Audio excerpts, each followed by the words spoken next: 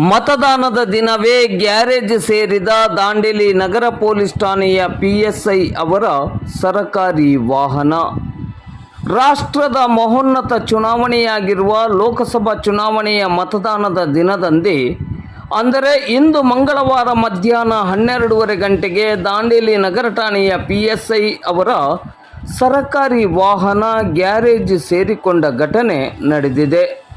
ಮೊದಲೇ Dakota express ಎಂಬಂತಿರುವ ವಾಹನವನ್ನು ದಾಂಡೇಲಿ ನಗರ ಠಾಣೆಯ ಪಿಎಸ್ಐ ಅವರಿಗೆ ನೀಡಲಾಗಿದೆ. ಈ ವಾಹನ ಆಟಕ್ಕುಂಟು ಲೆಕ್ಕಕ್ಕಿಲ್ಲದ ರೀತಿಯಲ್ಲಿ ಇದ್ದು ತುರ್ತು ಸಮಯದಲ್ಲೇ ಕೈಕೊಡುವ ಮೂಲಕ ಇಲಾಖೆಯ ಘನತೆಯನ್ನು ಕುಗ್ಗಿಸುತ್ತಿರುವುದು ಸಾಮಾನ್ಯ ಎಂಬಂತಾಗಿದೆ. ಪ್ರವಾಸೋದ್ಯಮ ಕ್ಷೇತ್ರದಲ್ಲಿ ವಿಶ್ವವ್ಯಾಪಿ ಗಮನ ಸೆಳೆದಿರುವ ನಗರ ದಾಂಡೇಲಿ. ಅಂದ ಹಾಗೆ ದಾಂಡೇಲಿ ನಗರ ಪೊಲೀಸ್ ಠಾಣೆಯ ಪಿಎಸ್ಐ ಅವರ ವಾಹನ ಮಾತ್ರ ಡಕೋಟಾ ಎಕ್ಸ್‌ಪ್ರೆಸ್‌ನಂತಿರುವುದು ಇಲಾಖೆಯ ಗೌರವಕ್ಕೆ ಚ್ಯುತಿ ಬಂದಂತಾಗಿದೆ.